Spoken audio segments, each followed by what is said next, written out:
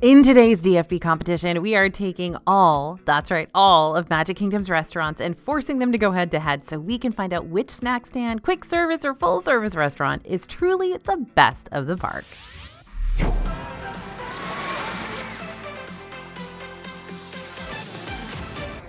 Hey everybody, it's AJ for Disney Food Blog. We are back to the brackets today to start up a brand new single elimination competition. We've done hotels, we've done rides, and now we're pairing off Disney World restaurants to figure out which ones are the best in each of the parks, starting with the fan favorite park for many, Magic Kingdom. Now before we get started, note that some of the restaurant face-offs are going to be a little bizarre because that's just how the pairings fall into place, but we're going to determine our winners for each round by evaluating these three factors: quality of the food, quality of the atmosphere, and quality of the value, i.e. how much you're spending versus how much you're getting out of the experience. Keep in mind that the winners for each round are going to be determined by the collective of the DFB team, not just one or two of us, so you don't have to worry about any biased decisions pushing a particular snack stand or restaurant further into the competition. Makes things way more fair and interesting that way. Coming out of the gates strong with this one, Palace versus Palace showdown. Even better, these Palace restaurants are basically right next door neighbors. Cinderella's Royal Table is a coveted signature restaurant where you're going to be able to meet some of your favorite Disney princesses while dining inside the Cinderella castle, as in the park icon, as in the castle that's featured on 75 to 80% of Disney's merchandise. Don't fact check me on that. Meanwhile, right across the way, Crystal Palace is a table service buffet that's less castle-like and iconic looking, but still a character-focused meal where you'll be able to meet Winnie the Pooh and other friends from the 100-Acre Wood Gang. And if you're big on Victorian history, then of course you're going to recognize that this is the Crystal Palace that held Prince Albert's famous exhibition, right? Of course you noticed that. Now, as far as food is concerned, we tend to prefer the offerings on the Crystal Palace buffet line over the limited, albeit extremely pricey, prefix offerings at Cinderella's Royal Table. I would say 8 times out of 10. When it comes to just straight food quality, we're probably going to go to Crystal Palace versus Cinderella's Royal Table. Crystal Palace has an all-you-care-to-eat spread for breakfast, lunch, and dinner, with options that could include country fried chicken, honey panna cotta, miso glazed salmon, churro Mickey waffles, those are incredible, and more. Now, no matter what time of day you decide to dine at Crystal Palace, you'll pay less money here versus over at Cindy's Place to eat an unlimited amount of grub. So, in a way, Crystal Palace could win right here for quality of food and value alone. However, you cannot knock that castle atmosphere at Cinderella's Royal Table. While the atmosphere inside Crystal Palace is cute, Cinderella's Royal Table is jaw-dropping. From the stone walls and floors to the twisty-turny staircase to go up into the dining room, the tapestries, the stained glass windows. When you step inside the castle for the first time, you're gonna get chills. Will you get chills stepping inside Crystal Palace? Maybe if the AC is cranked up a bit too much, or if you see that kid licking the mashed potato spoon. But the reason it's so much harder to get reservations for Cindy's Place versus Crystal Palace is simply because people want that moment of stepping into this royal dining room and going, wow, I am here. So, while the food value may be better over at Crystal Palace, the entertainment value is better at Cinderella's Royal Table. And since food's not bad at Cindy's to begin with, just really expensive, we gotta give the first win of the day to Cinderella's Royal Table. Next matchup, Cheshire Cafe versus Main Street Bakery. So in today's tournament, we're taking snacking very seriously since the snack locations that win in round 1 could very well go up against some of the big dogs later on in the competition. That means these snack matchups have one very important thing they need to do in order to move on. They need to impress.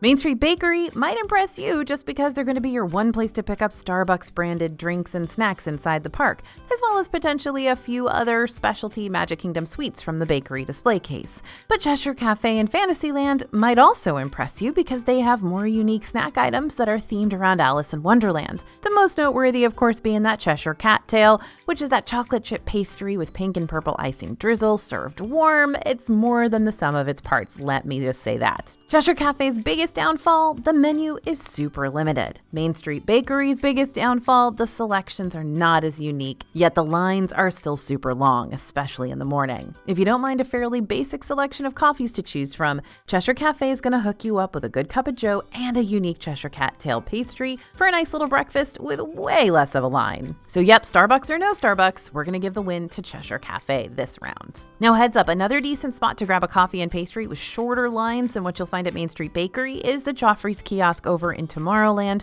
or the one that's outside the park over at the Transportation and Ticket Center. We're not adding the Joffrey's kiosks to the brackets because there are so many of them around Disney World, and while each one typically has a unique element offered, they have similar offerings for the most part. Plus, you can find free Joffrey's coffee packets in your Disney hotel room too, for a complimentary caffeine hit in the morning.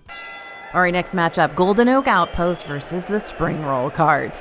More snacks equals more tough choices to make. Golden Oak Outpost over at Frontierland typically has more snack variety to choose from than what you'll find at the Adventureland Spring Roll Cart, which literally just specializes in spring rolls and spring rolls alone. But those spring rolls should not be discounted. Sure, there's only ever 2 flavors available at a single time, but they're so unique compared to your typical Chinese takeout spring roll. The most common flavor you're going to find is the cheeseburger stuffed ones, but other spring roll flavors that we've seen here featured in the past include pepperoni pizza, it's my personal favorite, Reuben, bacon mac and cheese, buffalo chicken, and other interesting savory options too. When it comes to atmosphere, well, neither of these snack locations dominates in that category. I guess Golden Oak is a tad more visible and harder to overlook than the spring roll cart, maybe a little more themed, which might put the ball a little more in Golden Oak's court. But as far as snacks go, Golden Oak Outpost doesn't really have a staple snack that makes it a must-visit for your park day. Often the snacks here rotate out, and most recently it's been offering hot honey chicken with sweet potato fries, as well as Tiana's famous beignets. Good sounding options, but we've definitely found other fried chicken and beignet options around property that we like a whole lot better. Yet, when it comes to those Adventureland spring rolls, we'll make them a priority snack almost every time. Winner, Spring Roll Cart. Next matchup is Lunching Pad versus Energy Bites. Now, raise your hand if you even know what Energy Bites is, because a lot of people don't. So our snacking has entered the future, the Tomorrowland future. These are both in Tomorrowland. Energy Bites is the newest snack kiosk in Tomorrowland, which you're going to find right outside of Tron Lightcycle Run. Since its opening day, this kiosk has kind of struggled. It's rotated through a few different sweet and savory offerings, but currently this is where you're going to find the watermelon, cucumber, and pineapple cup, topped with a chili sweet sauce and furikake, and a few different slushy options too. Then there's Lunching Pad, which is just a simple quick service in the middle of Tomorrowland where you can pick up affordable eats on the go. We're talking hot dogs, pretzels. Now Lunching Pad has some outdoor seating, but not much, though I guess that's more than you can say about Energy Bites. Honestly, you might want to take your Lunching Pad eats and go enjoy them at the Tomorrowland Terrace tables, since Tomorrowland Terrace has been lying dormant in Tomorrowland for years, yet its seating during the day is still open for anyone to use. At the end of the day, Energy Bites might offer up some cool and unique snacks, but Lunching Pad is just an all-around more reliable option. It's recently added some more interesting eats to its menu. You can get that bubble bread in the morning. It's open all day long.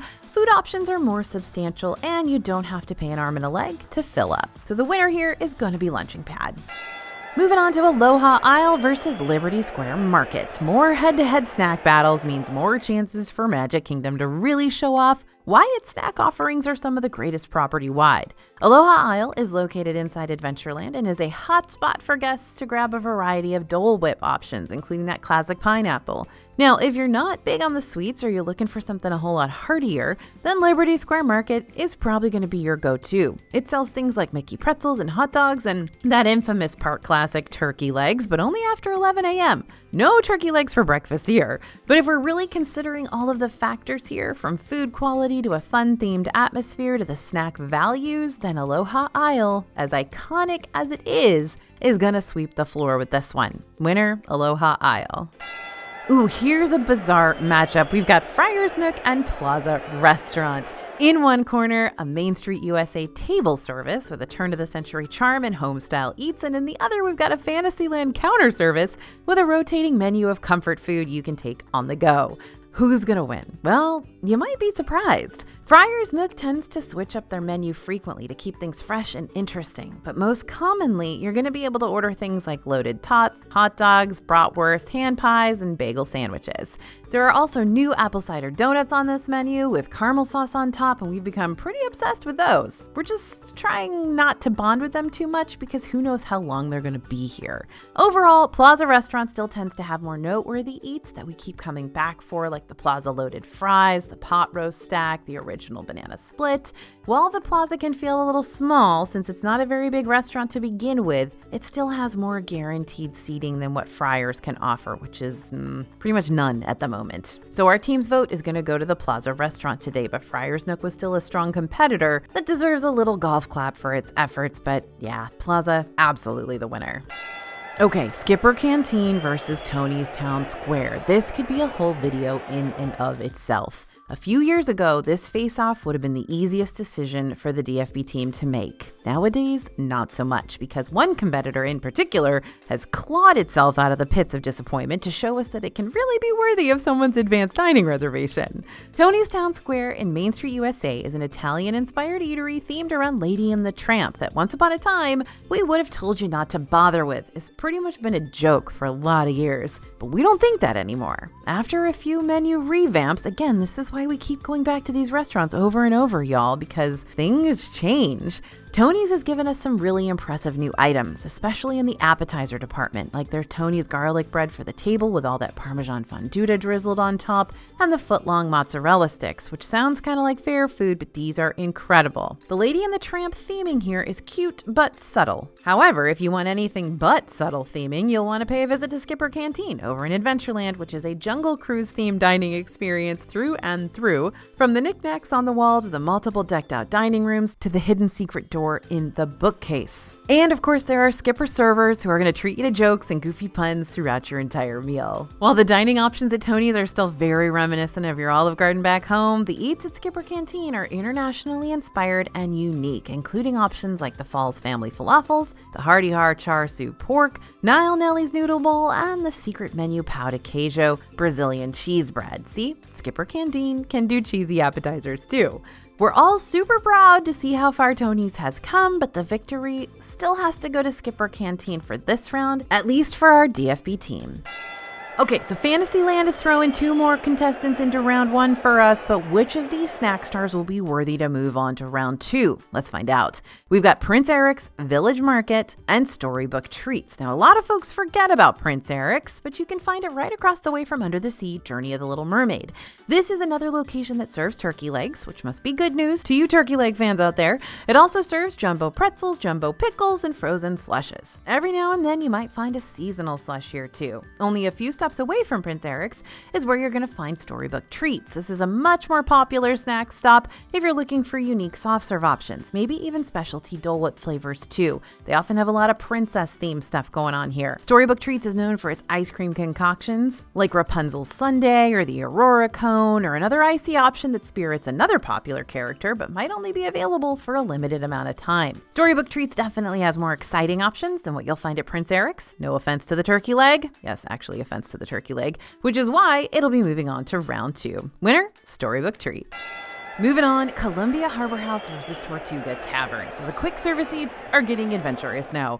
Similar to Tomorrowland Terrace, Tortuga Tavern over in Adventureland is a quick service with more seasonal operations. So there's a chance it's not going to be up and running during your next visit. They even randomly turned it into a gift shop for a while there. But if it is up and running, it has some sleeper hits on its menu that you might want to try, like the chicken strips with orange soy glaze, the peanut butter chocolate hazelnut spread and banana sandwich, and the desert pear lemonade pirate slushie. Now, we got a few members of our team who rave about how underrated Tortuga Tavern is, but can it compete against a quick service like Columbia Harbor House? Columbia Harbor House has a trove of surf and turf options like the maple mustard glazed salmon, shrimp skewers, a lobster roll, and one of our favorite plant-based entrees in the park, the crispy mushroom roll, made with cornmeal fried mushrooms and topped with plant-based spicy tartar sauce, lettuce, tomatoes, and a pickle. Now, I'm a sucker for the hush puppies here, as you know, and the clam chowder, and the Boston cream pie. Okay, think y'all already know where this is heading. Columbia Harbor House is the champ of this round for being a reliable quick service that's open year-round with a more substantial list of options. Really good options to choose from. Winner, Columbia Harbor House. Ooh, this is an interesting one. Cool Ship versus Sleepy Hollow Refreshments. Now, the names of these snack locations might seem cool, sleepy, and all around unbothered, but when it comes to fighting their way to the next round, they are going to give it all they've got. Cool Ship over in Tomorrowland. I know a lot of you don't know what I'm talking about. It's that one with a big, spaceship on top, is going to start off by enticing you with its cool scanner mist spray attached to the kiosk. And then it's going to further win you over with its little classic theme park staple snacks like popcorn and cinnamon glazed nuts, cotton candy, and ice cream bars. Sleepy Hollow Refreshments over in Liberty Square doesn't have any misters near its kiosks, though you're going to wish they did. But what they lack in cool scanners, they make up for with loaded giant Mickey waffles, both sweet and savory, and funnel cake options too. Sleepy Hollow Refreshments did hurt our feelings last year by taking off our favorite waffle sandwiches from their menu. That was a dark day. But this quick stop is still the place for hearty breakfast or an easy to share snack with the family. And it's Mickey waffles, so you kind of gotta love it. Winner, Sleepy Hollow Refreshments. Okay, this next one could be really easy or really difficult. Diamond Horseshoe versus Liberty Tree Tavern. How do we decide on a restaurant winner when both of these table service restaurants serve the exact same menu coming out of the exact same kitchen? Well, I guess we gotta rely on the atmosphere category the most. Liberty Tree Tavern over in Liberty Square is a table service restaurant that serves up family-style Thanksgiving-inspired foods, and by family-style, I mean the endless eats are brought to you versus you having to go grab them yourself like you have to do at a buffet. Diamond Horseshoe in Frontierland literally has the exact same thing. It's just called the Frontier Feast here instead of the Bill of Fare like it's called over in Liberty Tree. This wasn't always the case for Diamond Horseshoe. Before the COVID closures, it served pretty mid-tier barbecue. But ever since it reopened after those closures, it's been copying Liberty Tree ever since. And we're totally cool with that. It's definitely an improvement on what it offered before. So the real winner all comes down to what dining environment you enjoy more. While the Diamond Horseshoe is themed like an Old West music hall, complete with a self-playing piano that performs every now and again, Liberty Tree Tavern has multiple dining rooms reflecting famous names from the United States Revolutionary period, like Benjamin Franklin, Betsy Ross, George Washington, and Thomas Jefferson. It's also the home of our dear friend Tomato Baby. Hey there, Tomato Baby, how you doing this fine day? Still enjoying that tomato, I see. All in all, I think Liberty Tree Tavern does a better job of conveying a story with its rich decor and various ye old-timey trinkets. There's just a lot more to look at and learn about inside this restaurant, which is why it'll be moving on in today's competition. Winner, Liberty Tree Tavern. So another intriguing pairing here. We've got a pricey Beauty and the Beast themed table service from Fantasyland, and on the complete opposite end, we've got a little Dole Whip kiosk from Adventureland. Now, Adventureland has already had one Dole Whip kiosk move on in today's competition, so can they do it again? Now, I know some of you might think this matchup is a little bit, shall we say, uneven, but I will also say that Sunshine Tree Terrace is an iconic, beloved location for all of us Disney fans. And even though Be Our Guest restaurant is a fancy eat in a castle kind of situation, it's not the best value. So I actually think these are pretty well matched up. Anyway, let's take a look at what Sunshine Tree Terrace has to offer first. Sunshine Tree Terrace is more about the customizable floats. You're going to choose a drink and a soft serve or Dole Whip flavor to concoct a snack that's totally your fault if you don't like it.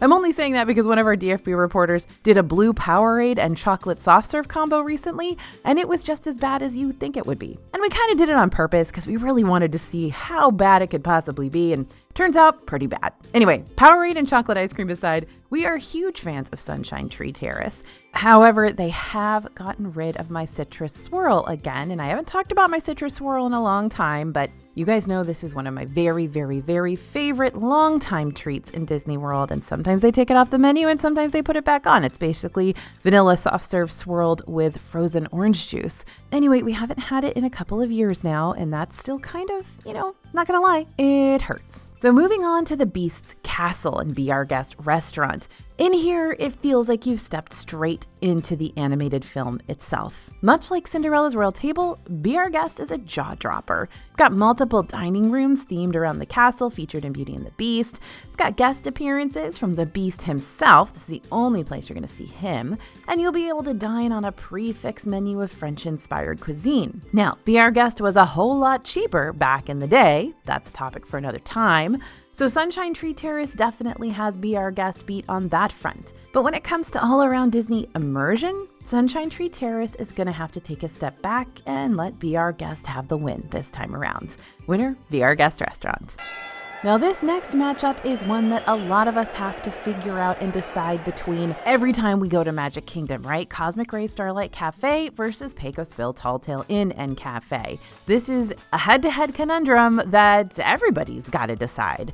So Cosmic Ray's Starlight Cafe is a Tomorrowland quick service with staple theme park eats like chicken strips, burgers, etc., while Pagosville Talltale Inn and Cafe is a Frontierland quick service that's all about the Tex-Mex, like rice bowls and nachos and steamed tamales. Food-wise, Cosmic Ray's leaves a little something to be desired, though you can always set a basket of Disney chicken strips in front of me and I will be one happy camper. Pagosville isn't going to have the best food on property either, however, they have been switching out their menu a lot more frequently to test out different Mexican-inspired options, which we very much appreciate, and the tamales are pretty good here. So as far as food quality is concerned, Pagosville definitely has the lead on Cosmic Ray. Now, let's move on to atmosphere. Both restaurants do have a lot of indoor seating, and that's great, but Cosmic Ray's has Sunny Eclipse, and we love Sunny Eclipse. We just don't love the theming around the rest of the restaurant. Less futuristic, more high school cafeteria. When it comes to an attempt to win us over, I think Pagosville strives a little harder with its variety and its rustic and homey atmosphere, and although I'm shocked that I'm saying that it's going to win over Cosmic Ray himself, it is. It's going to get a thumbs up and push forward in the competition from us, probably just for those tamales alone. So winner, Pagosville Talltale Inn and Cafe. All right, everybody, Casey's Corner versus Gastons Tavern. Snacking, and more snacking. But now we're snacking inside two of the most iconic locations in Magic Kingdom. Have we finally met our match? Is this going to be the tie that has no breaker? Nope, no ties here. We can come up with a winner. I know we can. So Casey's Corner over on Main Street, USA is iconic for its loaded hot dogs and little corn dog nuggets, which you can order with the side of that glorious plastic cheese for an extra $1. And Gaston's Tavern over in Fantasyland is iconic for its giant warm cinnamon rolls, though its more recent sweet and savory additions have quickly won us over too. So how do you choose a winner over a place that has plastic cheese? It's very, very hard. But simply put, if you love hot dogs, you're gonna love Casey's. But if you don't love hot dogs, you're gonna be out of luck at Casey's. Now, we do love getting an order of corn dog nuggies to enjoy on the hub grass in the middle of the day. But if we're looking for a sweet or savory snack that'll keep us inside and in the AC, we're more apt to turn to Gaston's Tavern. Honestly, we're probably more apt to turn to Gaston's Tavern, period, since it normally has shorter lines, more seating, and just overall more Disney theming to appreciate. And it doesn't have that just overwhelming smell of vinegar. Also, where else can you lounge in Gaston's massive chair for a photo op, all while admiring the antlers and all of his decorating? Casey's is a very strong contender. It's classic and iconic, but Gaston's Tavern was stronger. Must have been those 5 dozen eggs. Winner, Gaston's Tavern. So could this match become our first upset of the competition? Pinocchio Village House is a quick service themed after, well, you can probably guess that just yourself. And inside this quick service, you're going to be able to choose from a variety of flatbreads as well as some side options too, like tomato soup and breadsticks, which we love. Westward Ho over in Frontierland isn't a full-on quick service, but rather it's a snack stand with some tasty Disney snacks like the candied bacon skewer and the jalapeno poppers. A big DFB tip here, you can get mini corn dog nuggets from Westward Ho too sometimes, meaning you can skip the long Casey's Corner line. You'll just have to sacrifice the plastic cheese sauce, which isn't available at Westward Ho and may be a deal breaker for you. Anyway, Westward Ho isn't much of a looker, but the variety of snacks do make up for it. That being said, Pinocchio Village House is a looker. It's a 2-story quick service with windows overlooking the It's a Small World boat ride and the Blue Fairy Wish Book, where you can add your own hopes and dreams, and lots of intricate paintings and details dedicated to this Disney World film. There's also a special balcony, like a secret balcony, where you can eat that a lot of people don't know about. Not all the flatbreads are going to be noteworthy here. In fact, the plant-based cheese pizza will go down in infamy in the DFB Hall of Yuck. But on the flip side of things, some of the flatbreads here have actually impressed us, like the buffalo chicken and the seasonal options we tried in the past. Maybe the food isn't a winner every time, but Pinocchio Village House is winning this time for its intricate dining room theming and flatbed variety, and of course, AC. Ooh, we've got an ice cream showdown for the next one. AntiGravitys Galactic Goodies versus Plaza Ice Cream Parlor. Okay, so AntiGravitys is located in Tomorrowland. It might be a small shop, but it's pretty mighty. This is where you're going to find unique options like the salted caramel cold brew and the asteroid shake, which is a chocolate shake with hot fudge, whipped cream, chocolate donut holes, and graham cracker crumbs. AntiGravitys also often highlight seasonal flavors too, and they always have specialty treats for holidays. This is where you're going to find the candy corn soft serve around Halloween time. The Plaza Ice Cream Parlor is right next door to the Plaza restaurant, but instead of this being another full-service dining experience, it's just a vintage-style ice cream stop where you can pop in, order from a variety of sundaes and floats and cones filled with hand-scooped ice creams of your choice. You're definitely going to get a lot more options at Plaza Ice Cream Parlor. You're going to have a few more outdoor seating options in your Plaza Ice Cream Parlor too. Not a lot of seating options, but probably more than AntiGravitys is going to give you. Now, I don't know. It's hard because the salted caramel soft serve at AntiGravitys could win a spot for round 2 all on its own. But when you're looking at the whole package, the variety of menu options, the turn-of-the-century theming, I think we have to go with Plaza for the win this time. So Plaza Ice Cream Parlor, you're moving ahead. All right, after a jam-packed round 1, we're finally moving on to round 2, where the competition is about to get really heated real fast. Before we jump into the next leg of this intense restaurant battle, remember that you can learn even more about each of these restaurants, eliminated or not, in our DFB Guide to Walt Disney World Dining. That's over on dfbstore.com. This guide also covers all the other Disney World restaurants too, from Epcot to Hollywood Studios, Animal Kingdom, hotels, Disney Springs, even the water park dining. And if you're looking to knock a few dollars off your total guidebook purchase, be sure to type in code YouTube before you check out. And remember, these guides are 100% money back guaranteed. You don't like them? You get your money back. No worries, no problems. Okay, the wait is over. Let the next round begin. Yep, told you, the pairings are about to get really wild. So, Cinderella's Royal Table versus Cheshire Cafe. Cheshire Cafe might not be much to look at, and if you're my scriptwriter, Bria, you're really going to want to avoid eye contact with this place because the Cheshire Cat gives her the creeps. But the snack options here have been ones we've recommended on and off on this channel for years. That being said, the quality of some of these snacks can be unpredictable. The past few times our team has visited Cheshire Cafe, that famous Cheshire Cat tail has been gloriously warm and gooey and flaky and perfect, but there have also been times when it was served to us a little cold and tough, and we just wound up being disappointed in the end. Same thing with that savory pepperjack pretzel we love from here. Most of the time, we'd pick it up over a standard Mickey pretzel any day. Other times, it just doesn't hit the same way. Again, this is usually a temperature issue. We like our snacks from here warm and satisfying.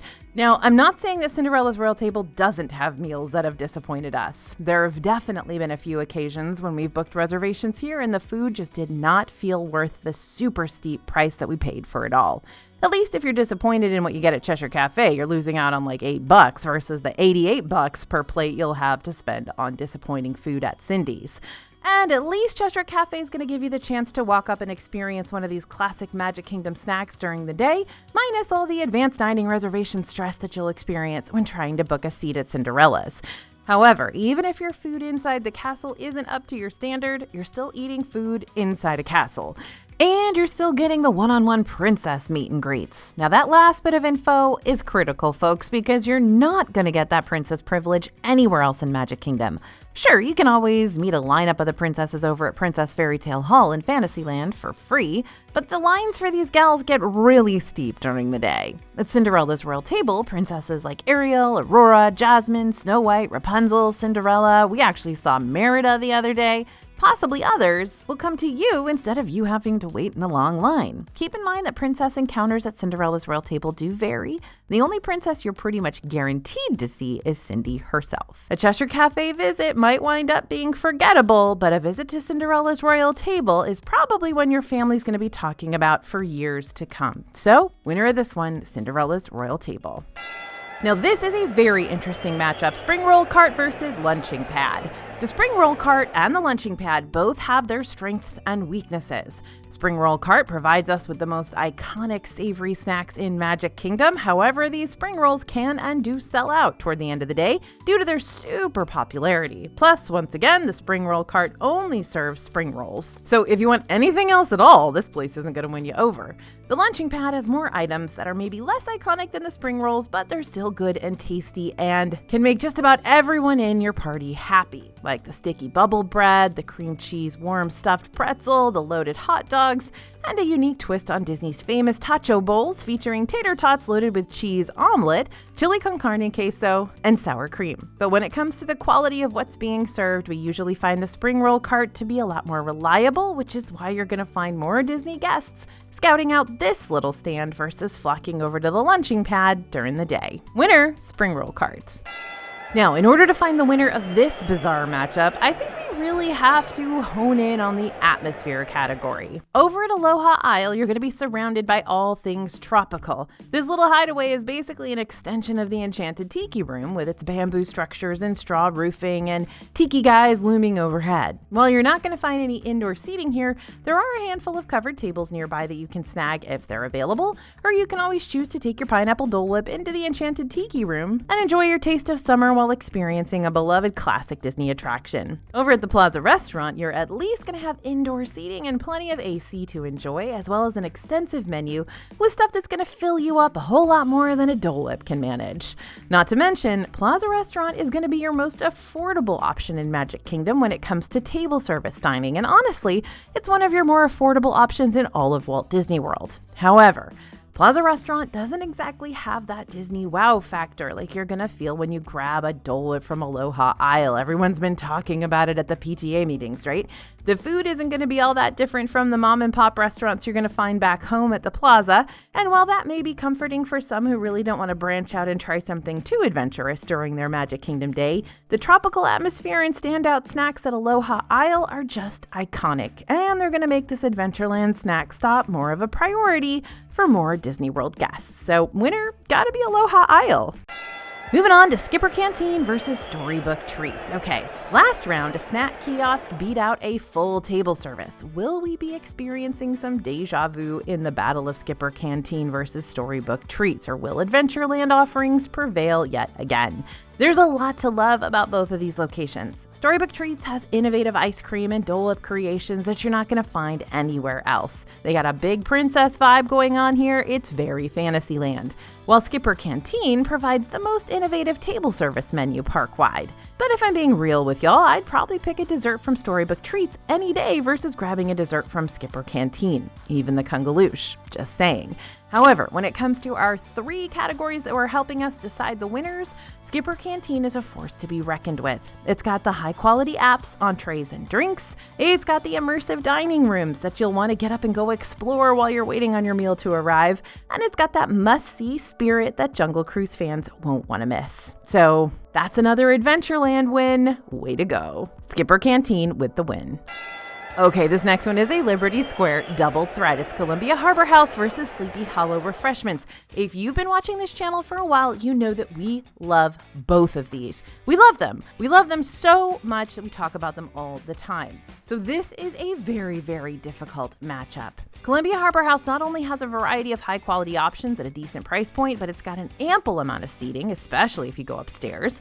And seating is something that Sleepy Hollow Refreshments severely lacks. They got a little bit of seating, and it's all outdoors, even though it is covered, still all outdoors. You've also got the option to order something as light or as heavy as you want when you're at Columbia Harbor House. If you're starving, you can always get the trio platter or the hearty lobster roll. But if you want something light so you can snack around the park later on in the day, everyone's free to order a kid's meal here, even the adults. You can also choose to order some lighter fare instead, like the maple mustard glazed salmon for something not as heavy and fried. Sleepy Hollow Refreshments might be a snack window, but the snacks here are all very substantial and loaded and either heavy on the batter or fried till golden brown. That being said, you're going to find a whole lot more seasonal treats coming and going from the Sleepy Hollow menu, from push pops to loaded funnel cakes to unique corn dog toppings, chicken wings. Sleepy Hollow does tend to go all out when celebrating different holidays, so you'll want to keep a careful eye on the menu and its ever-changing limited time offerings. Sleepy Hollow Refreshments does have the IP factor going for it. Not only is it themed after the classic legend of Sleepy Hollow animation, but this is Mickey Waffle Central, my friends. When you dine at Columbia Harbor House, things aren't going to feel overly Disney-fied. You might even forget you're dining in Magic Kingdom altogether, but you won't forget where you're dining at Sleepy Hollow. Not when you're you're chowing down on Mickey's face at an outdoor table with a lovely view of Cinderella Castle. Once upon a time, I think the competition would have been even tighter between these two, but with the recent menu changes and lack of seating, then Columbia Harbor House is going to remain victorious over Sleepy Hollow Refreshments. Now this one is super interesting. Pinocchio Village House versus Liberty Tree Tavern. I think if either one of these restaurants wants to make it further in today's competition, they're going to really have to show off the best they've got, because when it comes to the atmosphere of these locations, things get tricky. Pinocchio versus Tomato Baby, it's very hard to choose. Now, if you've never eaten at Pinocchio Village House, then you've never known the epic highs and lows of Disney World flatbreads. The quality of these really can be all over the place, which is why the DFB team is so split on their feelings for Pinocchios. We got some reporters who'll stand up for poor Pinocchio, and others that'll go, "You're joking, right? This place? You like this one?" I myself enjoy paying a visit to this village house every now and again, but more for the tomato soup and those garlic knots if they've got them on the menu. So I think the biggest selling point for Pinocchio Village House is the fact that this is a place that'll more than likely be a surefire winner for your kids. It's pizza, after all. Pizza's pizza, and it's a good default option for all the picky eaters of the world. But Liberty Tree Tavern, not a bad choice for picky eaters either. The all-you-care-to-enjoy items brought out to your table are going to be comfort classics like roasted turkey and pot roast, oven-roasted pork, mashed potatoes, seasonal vegetables, stuffing, and of course, the ace in the hole, mac and cheese. And who can forget what's possibly the best dessert in all of Magic Kingdom, the Ooey Gooey Toffee Cake. This is one of my favorite desserts in all of Disney World. Forget Magic Kingdom. So Liberty Tree Tavern also has a plant-based option too for those who can't partake in or would rather skip out on the meat-heavy offerings. Plus, if your kid's just not into roasted meats, they can also get chicken strips here. So everybody's kind of covered. So while everybody over at Pinocchio Village House is probably going to end up with a flatbread, at least at Liberty Tree Tavern, there's learning, there's edutainment, and there's a few more options. Winner, Liberty Tree Tavern. Okay, Be Our Guest Restaurant is back again and up against Pagosville Tall Tale Inn and Cafe. So here's the thing. If I have a choice of where to go in Magic Kingdom and my choice comes down to Be Our Guest or Pagosville, there's a high chance I'm going to pick Pagosville. And that's not because Pagosville has food that I can't stop raving about. It's because Pagosville is a lot more affordable. And for what I'm paying, I feel like I'm getting a decent amount of food. And the quality is good enough to keep me satisfied. That's not how I feel about Be Our Guest. Be Our Guest is a 3-course prix-fixe experience where the food is fine, but not worth $72. And yet, if you ask me which restaurant I'm going to recommend to anyone who's visiting Magic Kingdom for the first time, there's an even higher chance I'm going to recommend Be Our Guest regardless. It goes back to what I was saying about Cinderella's Royal Table earlier. The food might not exactly live up to that $72 expectation, but the dining room theming and overall Imagineering definitely help make up for that. Plus, you do get to see like a quick flyby of the Beast, and that's very exciting because you're really not going to see him too many other places. And again, the food is not bad here. Actually, I really like the French onion soup here, and if they have the steak frites on the menu, sometimes it's on the menu as like an extra item or a bonus item. It's not going to be on the menu listed online, but you may see it on the menu when you sit down. Those are really, really good. Plus, of course, you've got the gray stuff, which you're not going to find that too many other places. It's just, you're definitely going to find better food around Disney at a much more affordable price point. But are you going to find a better dining atmosphere than you will at Be Our Guest? Not if you're a major Beauty and the Beast fan, because this is it. This is the movie brought to life. From the wilting rose in the West Wing to Belle and Beast dancing in the Rose Gallery to even the snowfall outside the ballroom window, which is made of animation cells that come straight from the film. Pagosville might be more affordable for the family, and it might be where I'm going to go to save some cash, but Be Our Guest is going to be a whole lot more mesmerizing. So the winner of this one has to be Our Guest. Okay, Gastons Tavern versus Plaza Ice Cream Parlor. One Beauty and the Beast eatery has earned its spot in round 3. Now let's see if another one can do the same thing. Or if the timelessness of the Plaza Ice Cream Parlor is going to become Gaston's ultimate downfall. Plaza Ice Cream Parlor is going to give you a whole lot more dessert options to choose from than what Gaston can deliver. But that's because this is an ice cream place, so you're always going to have your choice of multiple ice cream flavors and toppings and ways in which you prefer your ice cream to be served. They even have my favorite way, which is, of course, in an ice cream cookie sandwich. But much like how we feel about the attached Plaza restaurant, I've got similar sentiments to the ice cream parlor. The ice cream is very high quality here, but it's not exactly unique. You can get it in your grocery store or at the ice cream place right down the street from your house. So even though Gastons Tavern doesn't have a huge menu, what it does serve is more unique and more noteworthy.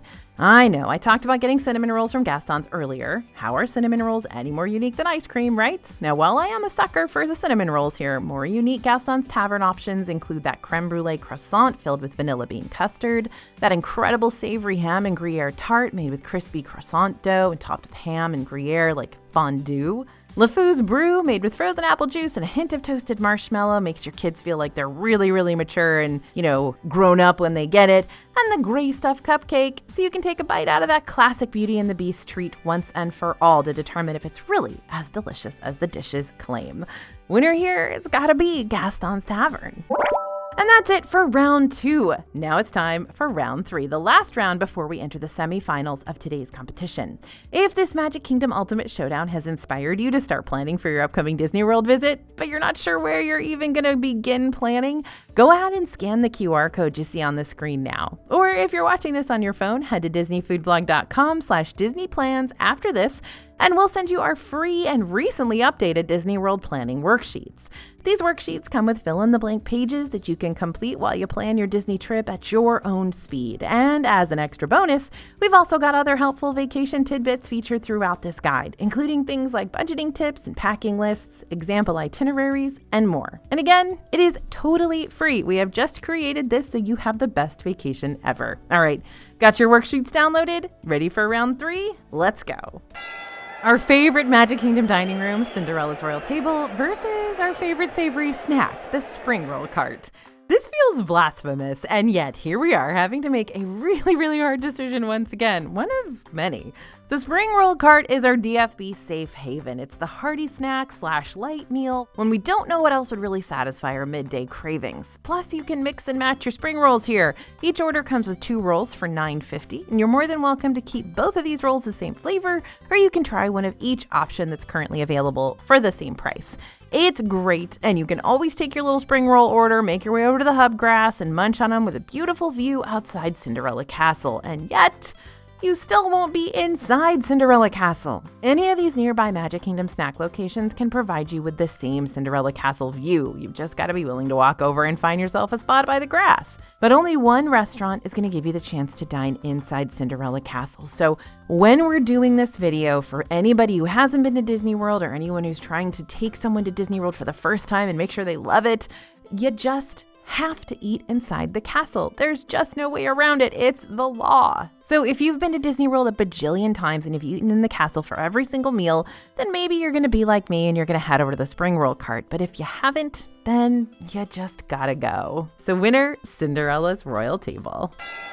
Ooh, next up, Aloha Isle versus Skipper Canteen. It is the Adventureland showdown of the century. Now these guys have to turn on each other as we get further and further into the competition. Nothing personal, you two. It's just the way the cookie crumbles. Or rather, it's just the way the Dole Whip melts.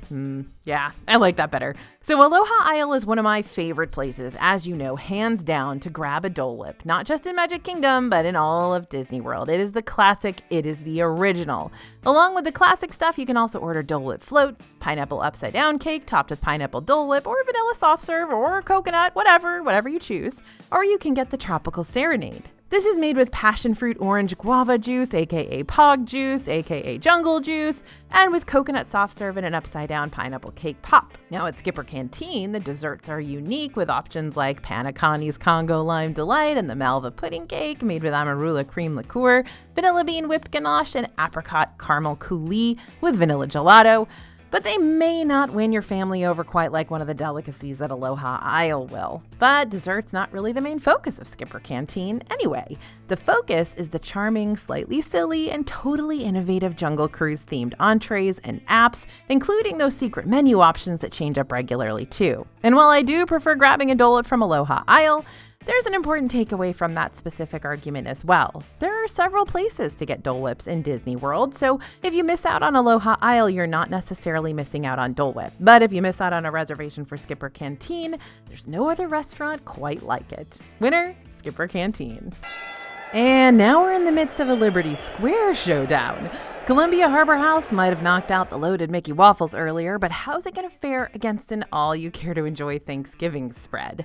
As far as family-style dining goes, Liberty Tree Tavern is actually one of the more affordable options. Costs $44 per adult, $24 per kid. The reason this restaurant is cheaper than some of the other all-you-can-eat Disney restaurants out there is its lack of character meet and greets, which is something many of those unlimited restaurant options tend to offer along with their endless supply of food. And yes, those of us who remember know that Liberty Tree Tavern used to have a character meet and greet, and it was super cute, and all the characters wore their colonial garb, and it was fabulous. But alas, we haven't had that in quite a few years now. Now, we can't hold its lack of character appearances against Liberty Tree Tavern too much, especially since Columbia Harbor House isn't exactly waving Mickey Mouse in your face all meal long either. But I think what we can compare here to determine this winner is how each restaurant might make you feel after a meal at either one. Columbia Harbor House still has that advantage of ordering just as much or just as little as you want for your meal. You can even swing by here for a simple basket of hush puppies if you'd like a midday snack in the AC, something I do pretty much every time in Magic Kingdom. And again, we love the ample amount of seating at this location where you never feel like you're sitting on top of another family. There's plenty of room to spread out, and if you feel like downstairs is a little too people-y for your liking, I can't say it enough. Go upstairs. There's plenty of elbow room. But a meal at Liberty Square locks you into a big meal. If you're really hungry and you're not planning on having any more snacks or any other big meals during the day, then that's perfect. You'll fill up now and not have to worry about filling up again later, and you're doing it for a pretty affordable price. However, you know that feeling you get after a big Thanksgiving meal, like how you're stuffed and ready to find a spot on the couch and sleep as all the tryptophan from the turkey kicks in? Yeah, you might end up feeling that way after an hour or so chowing down at Liberty Tree Tavern, which might not be preferable when you've still got tons of rides and shows and attractions, and of course those fireworks for your Magic Kingdom day. So, Liberty Tree Tavern, we hate to see you go because we love you, and I'm gonna miss Tomato Baby, but it seems Columbia Harbor House strikes again. Much like the movie, it seems Beast and Gaston are battling it out yet again. We've got Be Our Guest versus Gaston's Tavern.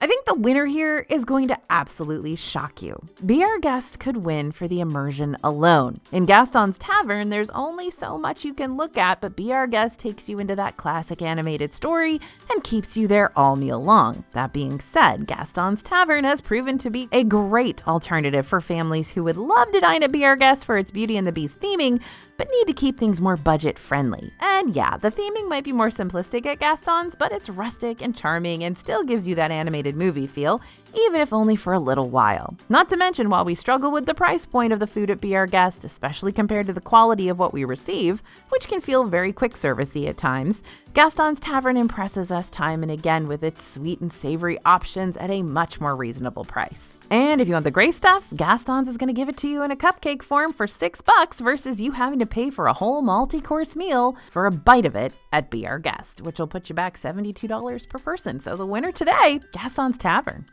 Okay, it's been quite the competition today, but we are not done battling it out yet. We're now down to the top 4 restaurants who will be facing off to prove that their food and atmosphere and value truly deem them as the best restaurants in Magic Kingdom. That's right, we've made it to the semifinals. All right, Cinderella's Royal Table versus Skipper Canteen. Now, there's no denying that we've just entered into a battle with two of the most highly immersive restaurants in Disney World. Cinderella's Royal Table pulls out its main power yet again this round. It is literally housed inside the Cinderella Castle.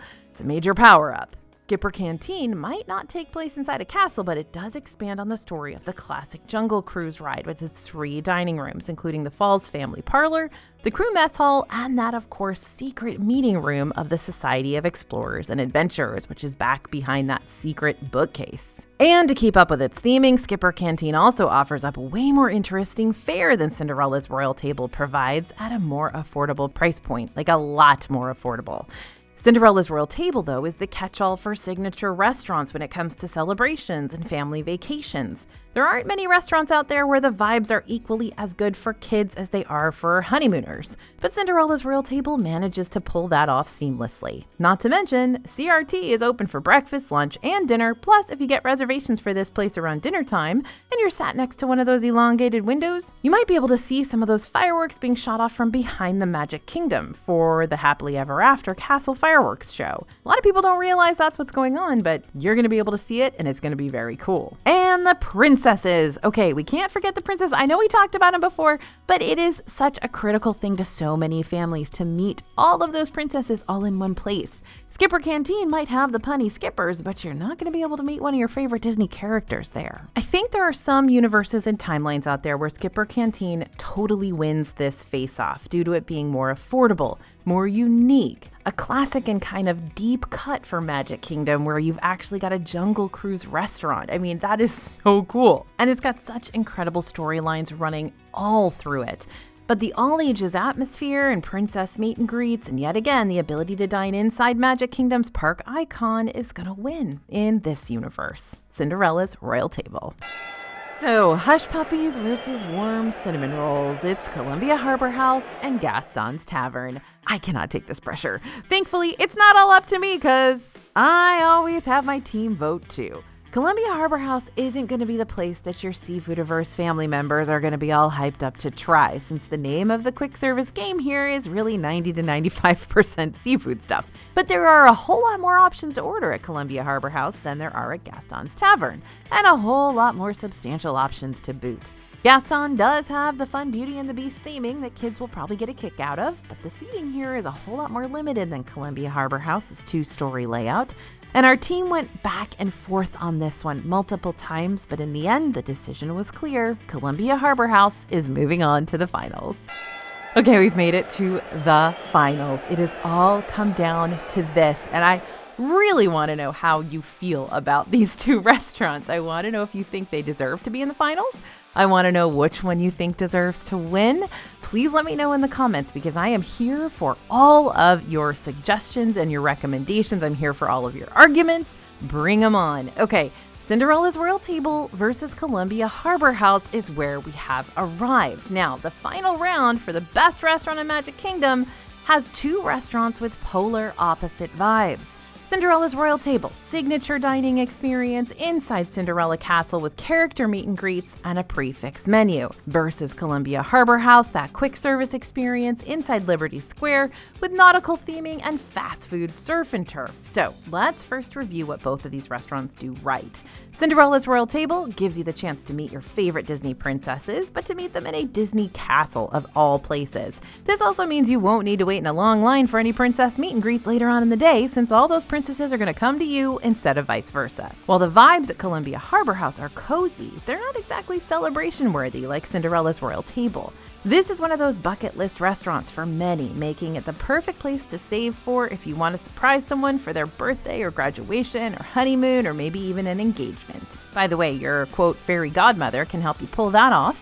If you book a magical proposal package, you can call 407-824-4477 for more details and proposal arrangements. Disney's definitely going to let you pay them a bunch of money to do that. Meanwhile, over at Columbia Harbor House, you're going to be able to save a lot, and I mean a lot of money on food by choosing this location versus Cinderella's Royal Table. Like, we're talking with a group of 4 people, you're going to get to stay a night at like a moderate resort, an extra bonus day in Disney World. And this isn't just mediocre food you're settling for. It's really good quality food that's different from your traditional theme park fast food.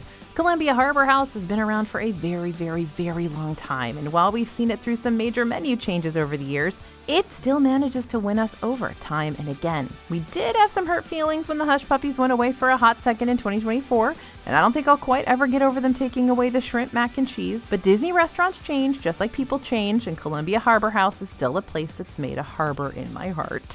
But there can only be one winner today, and it seems like the winner here has taken the victory by a thread. Congratulations, Cinderella's Royal Table. Okay, I've said it before, and it still holds true. The big reason that Cinderella's Royal Table is such a huge draw for people is that the ultimate experience of eating within the icon of Magic Kingdom, and to be honest, the icon of Walt Disney World, period. The very castle that gives you chills and brings many to tears when they see it for the first time, that is a very big deal. And all that one-on-one time with so many princesses is the royal icing on the cake. While the food here isn't always our favorite when it comes to Disney's dining experiences, I feel like it's come a long way, especially with the breakfast offerings, and it presents a nice balance for all sorts of palate preferences.